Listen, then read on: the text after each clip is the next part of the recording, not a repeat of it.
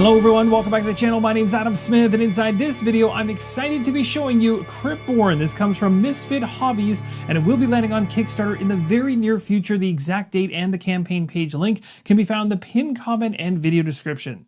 Cryptborn is a solo roll and write dungeon crawler that is inspired by Darkest Dungeon and the Souls-like genre. You wake from your eternal slumber in the crypt of the castle. Something or someone has awoke you from death to purge the castle of the dark forces that have befallen it. Within the game, you're going to design a dungeon by rolling a d6 and then populating it with encounters. So once it's done, you'll run the dungeon and try to survive.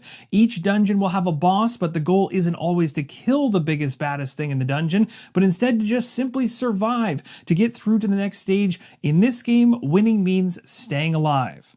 It's also worth mentioning that everything you're about to see here is in prototype form, so nothing here is in its final form. This is just a snippet of the game. There will be over 30 dungeon levels included in the final version of the book, and also there is going to be a clear sheet, which I have off to the right here, as well as a dry erase marker, and that is going to allow you to place it on top of the actual area you'll be building out your dungeon and then populating it and also playing it, and you'll be able to clip this sheet inside of the booklet on the appropriate page as you go through each dungeon level trying to survive all of them. This page is going to represent your character's inventory and equipment. You'll see slots here for your head, your torso, two-handed or left and right hand, gear slots 1 and 2, as well as 6 spots for inventory items.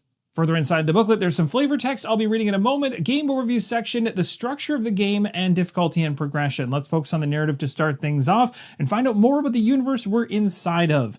Long buried beneath stone and silence you rise, not for glory, not for vengeance, but because something darker still stirs above. Cryptborn is a solo dungeon crawling roll and write game of attrition. You are a long dead hero reawakened to cleanse a cursed castle now twisted by a sorcerer's will and overrun with horrors. Using a 6-sided die, a pen, and your resolve, you will delve through a number of hand-drawn dungeons. You will fight, you will bleed, and if you survive, you will face the next floor with fewer resources than the one before. If you fall, your story ends in the dark.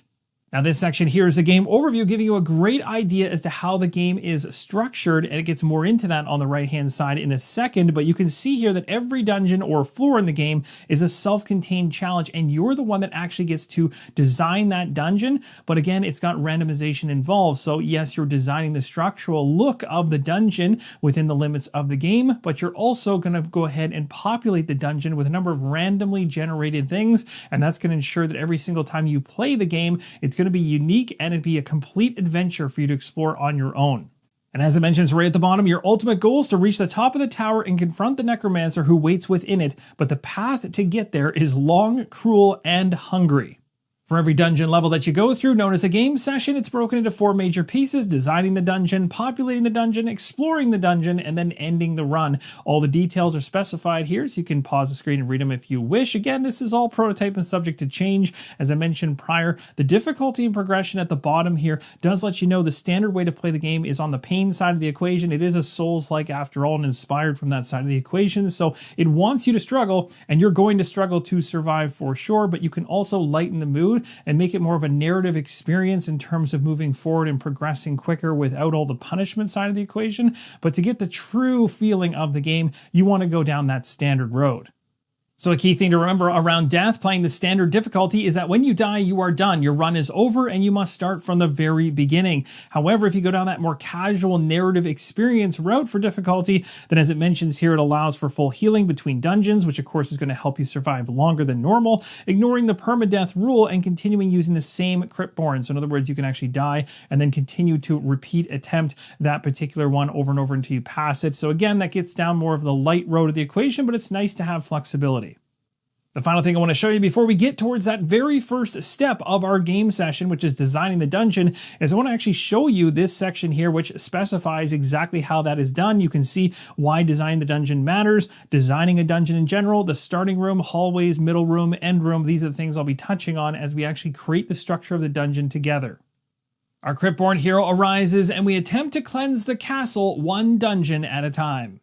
The first step is dungeon design. There are 3 different major layouts in the game. For the prototype, small dungeon, medium, and large. The small dungeon runs from a starting room S to an H, which is the hallway, which we'll actually be rolling for to determine how long that hallway is, and then populating it along with the other rooms you can see here. M is the middle room, H is another hallway, and E is an end room. And you're going to have this structure from S to M to E across all the dungeons, but you might have multiple branches. As you see, getting into the medium dungeon layout and large, it starts to branch into multiple paths. My first dungeon layout will be a small dungeon layout, which allows visibility from the starting room all the way to the end room, but that's not the case when you're building out a medium dungeon or a large dungeon. You will only build out from S all the way to M, and the rest further from that will be unknown on all branches. But you will reveal beyond the middle room once you actually land in one of the middle rooms in either of those 2 dungeon layouts.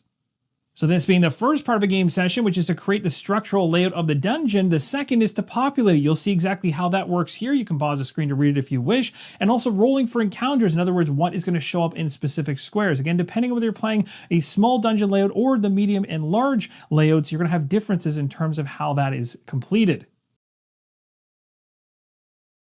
So, they have woken another.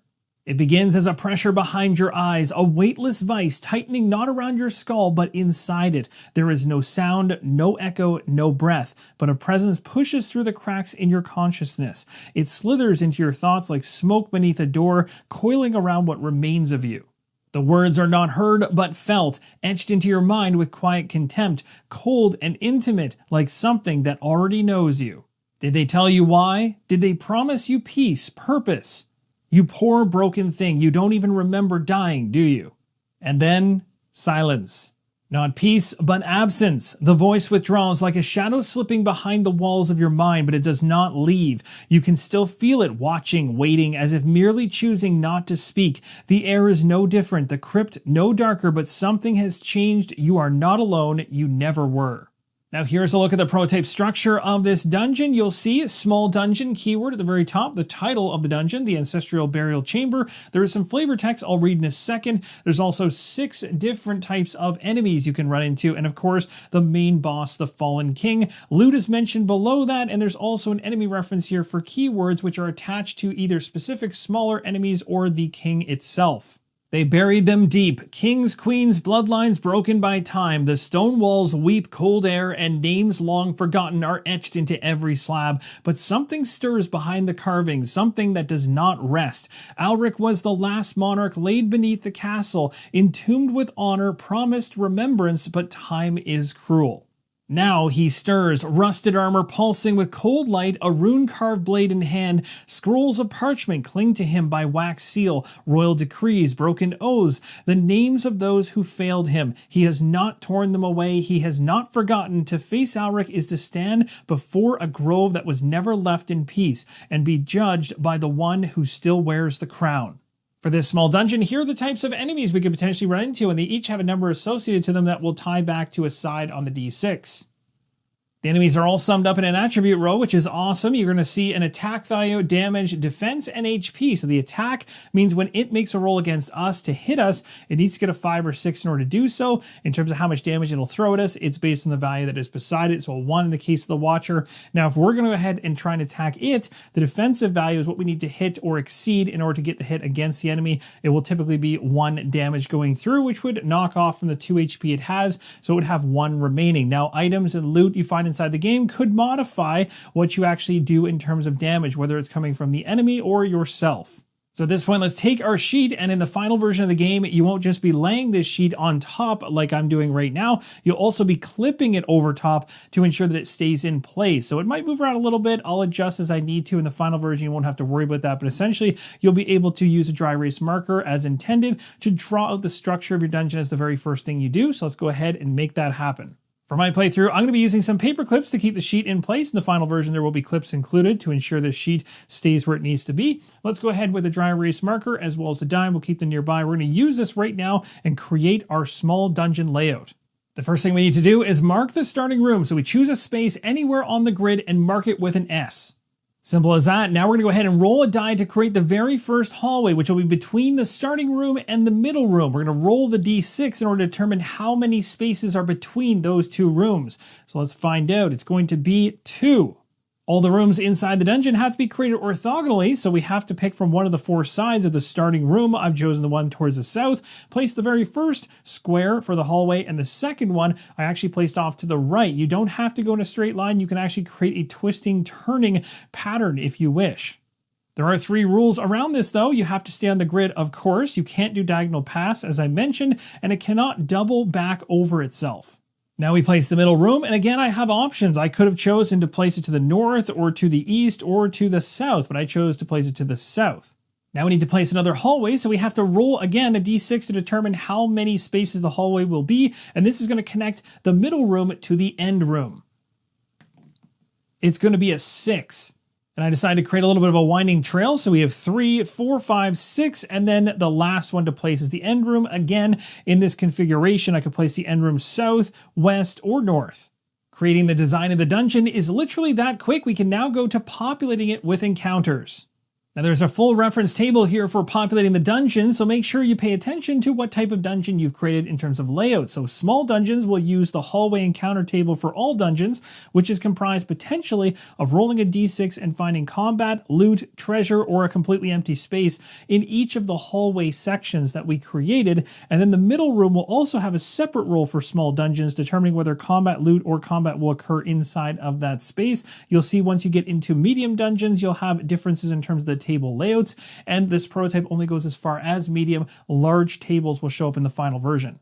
So we'll populate starting from the very first hallway position after the start room, and that's going to go through all of these all the way until we get to the end room, which of course will have its own encounter with the main boss. So first off, let's go ahead and roll the die for that very first hallway space and see what we get.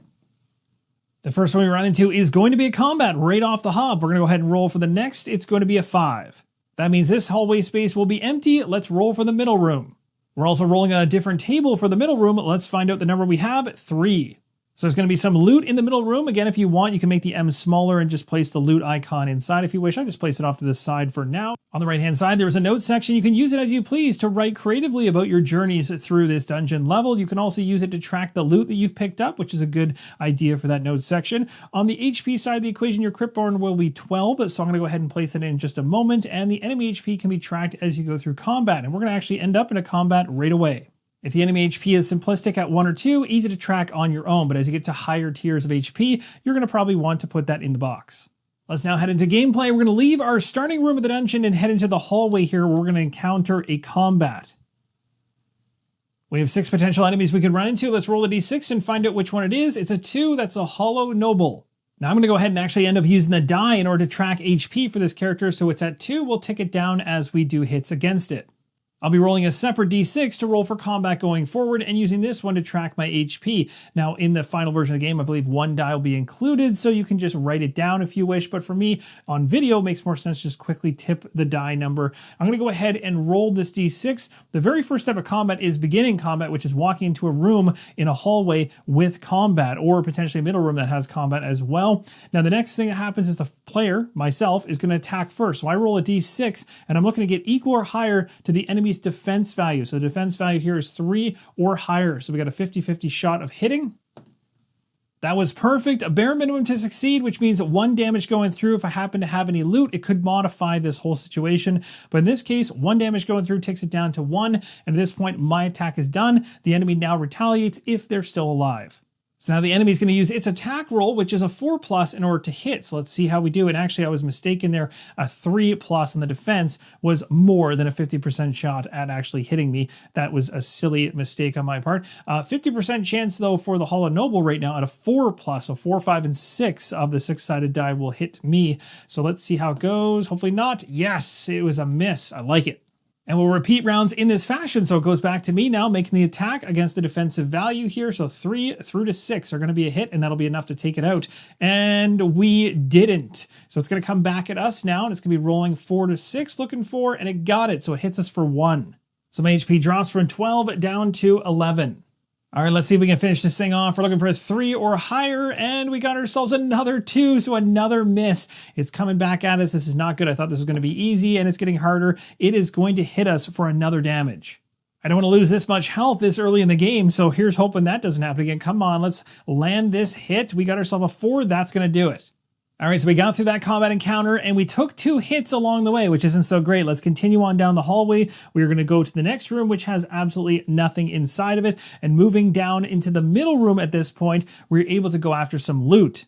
So not everything you find inside the dungeon will be bad. You're going to have loot and gold you're going to be able to accumulate. You can have unlimited gold coins, of course, but you can only have up to 6 loot items. And if you gain a new one, you'll have to discard one of the ones you already have. You can, of course, just choose to leave the item behind that you just gained if you don't want it and you'd rather keep the ones you already have. And it's worth knowing there is a camp storage option which happens between dungeons. So at the end of every successful run, any loot still in your inventory can be transferred to the camp storage, your permanent stash between delves. And inside of that, your camp stash, of course, is unlimited. Before entering a new dungeon, though, you can bring up to 6 loot items from your stash into the dungeon with you. So eventually, dungeon by dungeon level, you'll be able to pick the things that you think will be best suited for your next adventure. You'll have to make some tough decisions on when to use particular loot items. So for example, you might have a potion and you might need it or think you need it to survive a particular fight that you're in at the moment, or you can risk holding on to it for a deeper floor where, of course, the cost of failure is a lot higher. Let's resolve the loot here that we have in the middle room before we go ahead and populate the rest of the dungeon all the way through. So we'll go ahead and roll a d6, and based on the middle room encounter table for a small dungeon when there's loot, a 1 to a 3 gives me a ration, which restores 1 HP, which I can certainly use right now. A 4 to 6 is a strength potion that gives +1 to the next 3 dice rolls. Either one of those sounds great. So we gained ourselves a strength potion. We'll place that in our notes. We can choose to consume that when we wish, and then the next 3 dice rolls will be +1. So we got 1 strength potion. We'll take that number up if we happen to gain any more. You can also go back to the character sheet I showed you earlier in the video and actually place the loot on that page instead. But for the video purposes, I'm going to keep these pages open, and we'll just relay back to that one once we start getting some loot that actually slots into maybe hand slots and different things like that. So at the middle room now, let's go ahead and populate the rest of the hallway here one at a time. So rolling for each of them on the hallway encounter table for all dungeons. The first roll we have is a 2. That's going to be combat. I've thrown a little sword in there. Let's find out what the next one's going to be. It's going to be another 2, another combat. It's looking like it might be a tricky road to the end boss here. Next one is a 6. That's going to be treasure. I'm happy about that. Next after that is a 2, and a 2 is another combat. It's getting a bit scary. Let's see how this goes. For the next one, we got ourselves a 4. That's going to give us a break on this one here, which is nice. The final one before the end room is going to be a 6, which is going to be treasure. So we've got our hallway layout done. Let's move on to the next space, which is going to be a combat. We'll roll the d6 to determine what enemy it's going to be. And it's number 1. That's an Ashen Watcher. All right, so we're going up against an Ashen Warrior here. Has an attack value of 5+, damage of 1, defense 2+, and HP value of 2. So we get to attack first, and we're going up against the defense of this enemy. So we need a 2 or higher to land a hit. Let's see how we do off the first roll. It is a 6. That is definitely going to do it, knocking it down to a 1. Not enough to kill it, but enough to at least wound it. Now it's going to come back at us, and it's looking for a 5+ in order to hit, which is pretty high for it. It needs a 5 or 6 for us to do. Oh, and it landed perfectly, so it's going to drop us from 10 down to 9. That's a rough hit to take. We're now in single digits for health, and we have 1 strength potion I could be using, but I'm choosing not to yet. I want to hold on to that for maybe if we survive enough to see the end boss. Let's go ahead and make a roll against it here, see if we can take it out. We need a 2 or higher. The odds are with us, and we definitely do. So that combat in the bottom right-hand corner is done. We're moving on to the next combat here. We're going to roll a d6 to determine what's coming at us. It is going to be a 5. That is a Grave Robber. The Grave Robber has stats of 5+ for attack, 1 for damage, 2+ for defense, and 2 HP. Now the thing to note here is a trait. The very first time we've seen it, Kleptomaniac. The other 2 we've run into did not have traits, but this one does.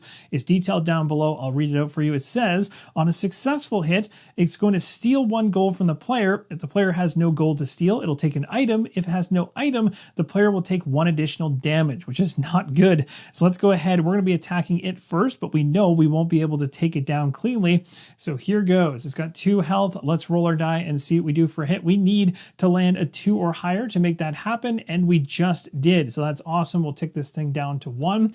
It's going to come back at us looking for a 5 or a 6, and it lands a 1, so it completely misses, which is awesome. Can we take it out before it does anything to us? And we can. That is awesome news because I didn't want to take any more HP damage, and I still don't want to use that strength potion. Let's see how much more we can get out of this particular run. We're going to continue onwards, and now we're getting into this symbol here for treasure.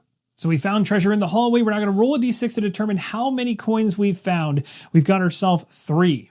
All right, so we got 3 gold coins. I'm just placing it over here for now, and we're going to go ahead and X that off as we've gone through that room. We're heading down to a combat right now.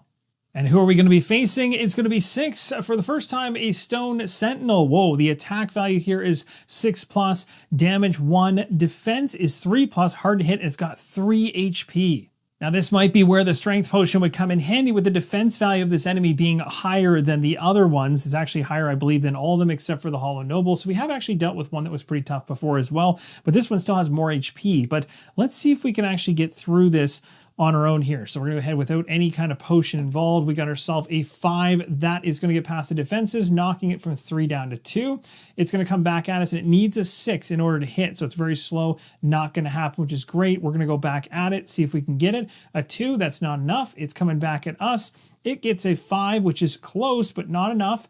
We're going to go ahead for the next attack. We get a 5. That is going to do it, knocking it down to a 1. It's coming back at us, and it gets a 2. Misses again. I love it. And we get a 4. That's going to do it, taking out the Stone Sentinel, and that combat is done. And after we finish that combat, which is right here, we go into a blank space in the hallway, which means nothing happens, and we can take a breath. And then we're going to head into this space here, where we get to roll a d6 and find out how many gold coins we found in this treasure area here. We got 5, so we have a total of 8 now. That's going to be a total of 8 gold, and we're now heading into the end room. So we are now fighting the end boss of this dungeon level, Alec the Fallen King. The attack value is 4+, damage is 1, defense 3+, and HP value of 5. There is a trait here, the King's Wrath. Essentially what this means is if it rolls a 6, it is going to double its damage, which normally is 1. It will jump up to 2. Now, a strategy question here for me is whether I want to use my strength potion right now or hold it for a future dungeon level. Might be worth holding on to it and being greedy, but it might cost me at the same time. Now, I was able to handle the Hollow Noble and the Stone Sentinel, but with this ability trait of the King's Wrath, it could actually be pretty bad for me. I could lose quite a bit of health, but I'm going to risk it. I'm going to hold on to the strength potion and hope that's a good call. Not sure if it is, but we will find out soon enough. We're going to roll for our first attack here. We're looking for a 3 or higher. We definitely did not get it. That's not good. The King is coming back at us and is coming at us with a 3, which is lower than its 4+, so it misses as well. We're going back at it with a 5, so that is going to be a hit, which is awesome, dropping it down to 4. It's coming at us, and it got a 4, so that is going to land damage, dropping us down to 8. Down to 8, let's go ahead and make our roll back at it to make an attack here, looking for a 3 or higher, and we got it, just barely jumping up to 3 here. HP level, I shouldn't say jumping up, jumping down in terms of HP for the enemy. Enemy's coming at us right now, and it got a 4. No, it's going to drop us down to 7. So long as it doesn't land a 6, I'm going to be happy. Let's continue attacking it. Come on, a 3. That is going to do it. That's another hit. Wow, I'm just barely getting past defenses here. So there's a 2. Come on, no 6s, no 6s, no 6s. A 4. That's another hit, dropping us to 6. We got 2 more health to get through. Let's see if we can pull it off. We got a 3. That's going to be enough. Wow, how many times have I landed that? That's so nice. Down to 1. It's coming back at us. No 6s, please. No 6s. Oh, it got the 6. That's going to drop us down to 4. Actually, no. We do have an item. So at this point, it's going to go ahead, I believe, and steal my strength potion away from me. So I don't take that additional damage. I just lose the strength potion. I'm happy with that because it sort of buffers me from taking 2 damage from it. So I only dropped down from 6 to 5 on that hit instead of it being down to 4. Let's go ahead and roll against it. Can we get what we need? 3+. And we did. The Fallen King does have some awesome loot. The Royal Greatsword. It's a 2-handed weapon, a mighty greatsword with lingering essence of the Fallen King. The blade shimmers with a faint ethereal glow, grants the player a +1 bonus to damage rolls when using this weapon. So I'm going to equip that. That fills up both my hands with the Royal Greatsword. I've written it in here. Also in the final version, of course, there'll be a sheet over top of this as well, so you can write it without actually having to write it on the booklet itself. For now, I just placed it there in pencil. As I'm equipping the 2-handed weapon going forward, I'm also going to place a reminder in the notes here for +1 damage.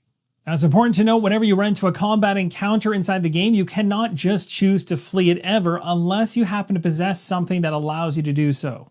The purpose in Cryptborn is not to conquer, but to endure your trials through the different dungeon levels. So each of them you survive will bring you closer to the summit of the castle and to the necromancer who waits in the darkness above to face you. But your survival alone is not enough. Luck won't save you forever. To face what lies ahead, you'll need more than rations and broken blades. You are going to have to get stronger as you play through the game, and there are two ways to grow inside of Cryptborn. One is claiming the relics of the damned, which we just did right now, and also enduring long enough to adapt.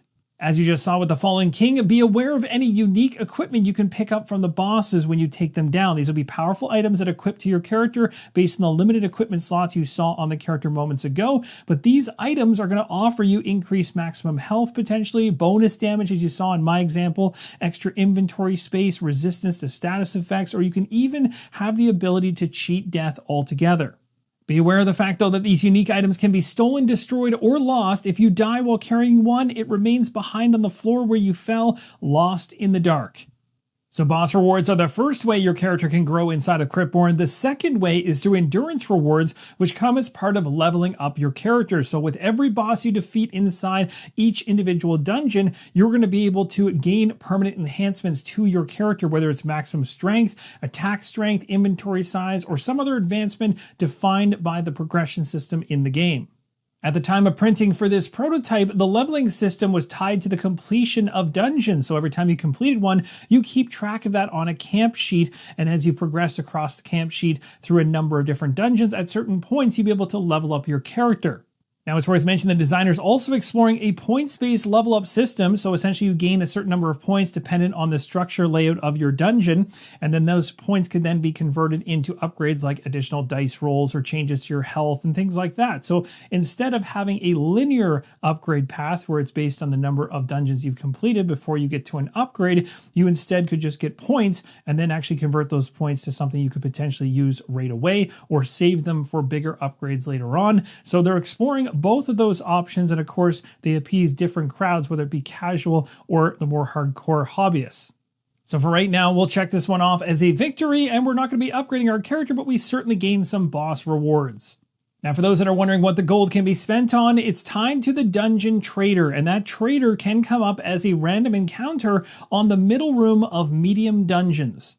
In the final version, I fully expect that the large dungeons will also have this dungeon trader as well. The smaller dungeons do not have this. So for the time being, you accumulate gold until you get into the medium-sized dungeons. And once you're in there, you can then start purchasing things.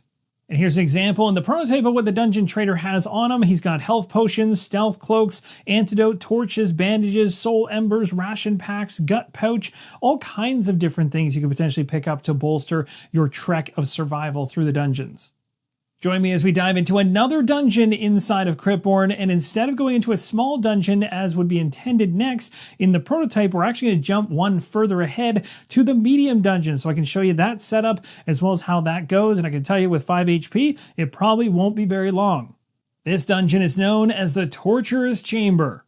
This is a place abandoned by mercy. Chains hang from the ceiling like rusted vines, some still slick with red. Implements line the walls, cracked, stained, humming with memory. This is a chapel built upon anguish, where agony is worshipped and silence is sacrament. The master of agony is no executioner. Crowned in thorns, clad in scars, he drips with wounds both given and received. His barbed chains dance through the air like incantations. He does not revel in pain, he communes through it. He is not seeking your end, he is seeking understanding. He just doesn't know another way.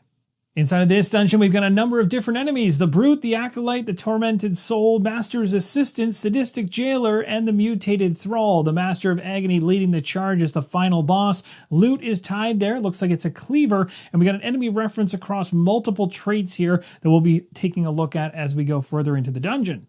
Now, this being a medium dungeon, we're going to have a starting room as we do with any type of dungeon, but from here being a medium, it's going to branch into two different paths. We'll have one hallway and another hallway, both leading to separate middle rooms. So let's determine the length of the hallways. We'll start with the one that'll be on the left-hand side. I'm going to go ahead and make the roll. It's just one. So I decided to place that one off to the left here, and I've also got a middle room which I could have placed to the north, south, or over here to the west. Place it on the west side. Let's go ahead and roll now for the other branch and see how much that hallway will be in terms of size. Just two. So I've gone ahead and drawn out 2 spaces for the hallway and another middle room. And from this point on, we're going to roll for both sides to get to the end room. We'll start with the left-hand side first. Let's see how many spaces it'll be. It is 4.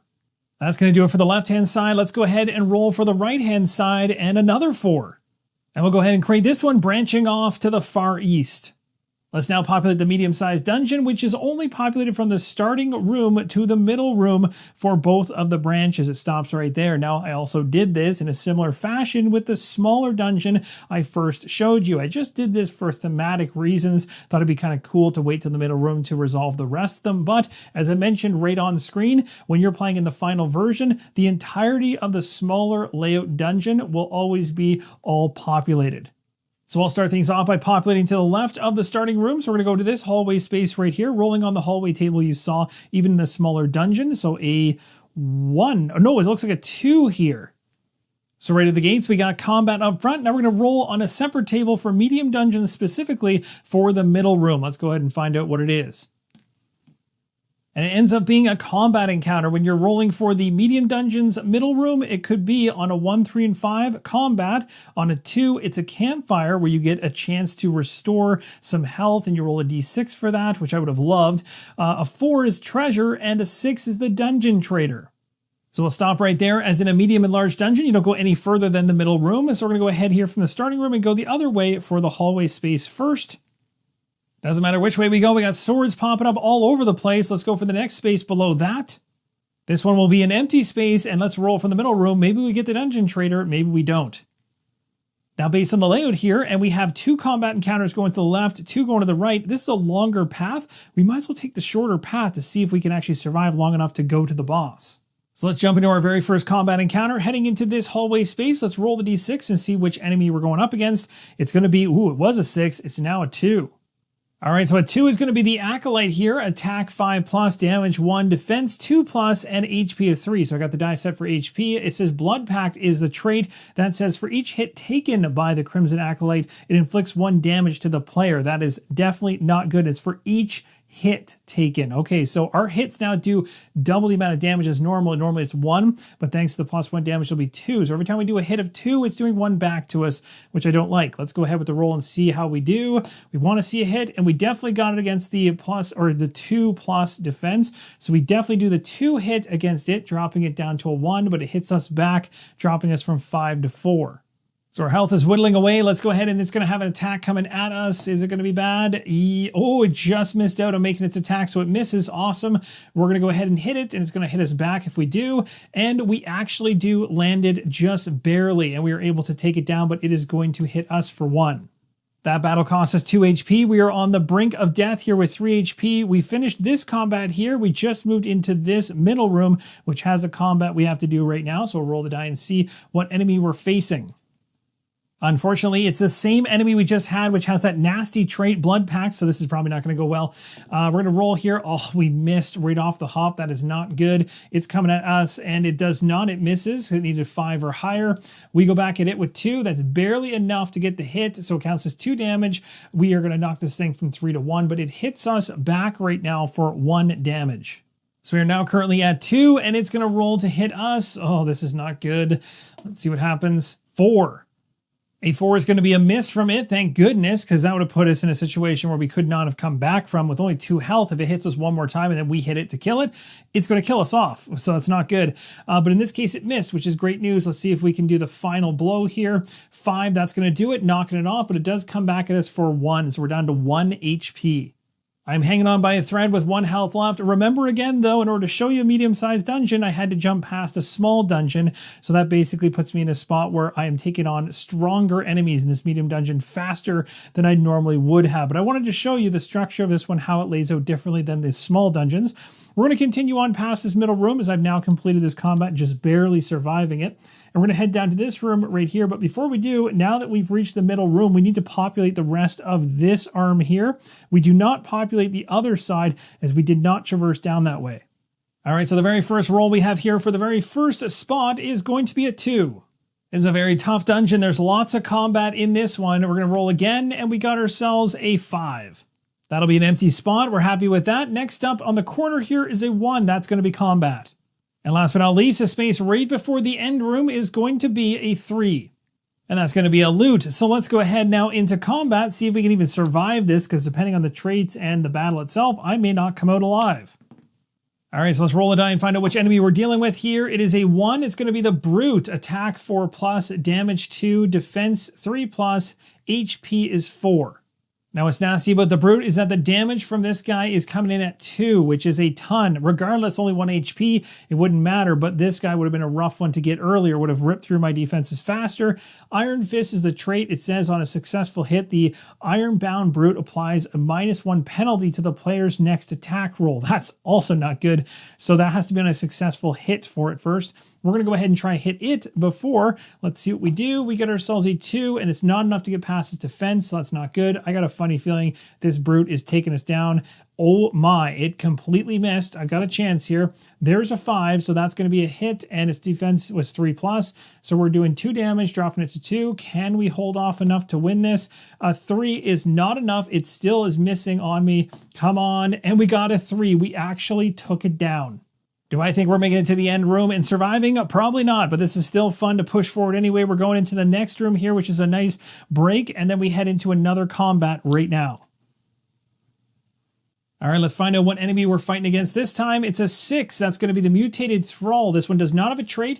It's an attack 3, damage 4. That's crazy. Defense 3, 1 HP. It only has 1 HP, so we got to get rid of this thing, and we really don't want to miss in the first attack, or we are in big trouble. Let's see how things go.